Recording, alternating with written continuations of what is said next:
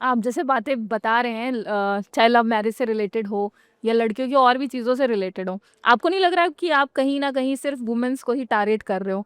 मतलब कहीं आदमियों का ज़िक्र नहीं है, क्योंकि अगर लव मैरिज हो रही है या बाकी चीज़ें भी हैं, तो उसमें आदमी सबसे ज़्यादा इन्वॉल्व है। अगर लड़की छोटी है, तो उसको बाकी चीज़ें सिखाने वाला ज़िम्मेदार कौन है? तो कहीं न कहीं उसमें उनका रोल ज़्यादा है, लड़कियों से ज़्यादा मेरे को लगता है लड़कों का रोल है, क्योंकि आपको उन्हें भी ज़िम्मेदार बनाना माता-पिता की ही ज़िम्मेदारी है।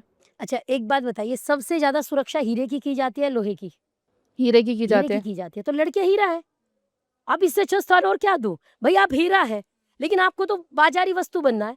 आप ये समझिए ना, मैंने कहा ये देवी है, ये लक्ष्मी स्वरूपा है, ये सरस्वती स्वरूपा है, ये दुर्गा स्वरूपा है, रानी पद मैं कहती हूँ अगर लड़की रानी पद्मिनी है ना, तो सब लड़के आपको नमस्ते करेंगे। मैं भी एक लड़की हूँ, इतने लोग मुझे मिलते हैं, आज तक मैंने नहीं देखा मुझे किसी ने गलत शब्द कहा हो।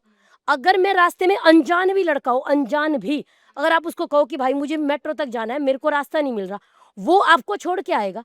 एक बार मैं चुनाव में ड्यूटी करके लेट आई और मुझे बस पकड़नी थी, वो बंदा उतर के मेरे को बस पकड़वा के गया, वो मेरा रिश्तेदार तो नहीं है। क्यों? क्योंकि उसके मन में कहीं न कहीं एक भाव है कि ये बेटी है, जैसे मेरी बहन बेटी है, वैसे ये भी किसी की बेटी है।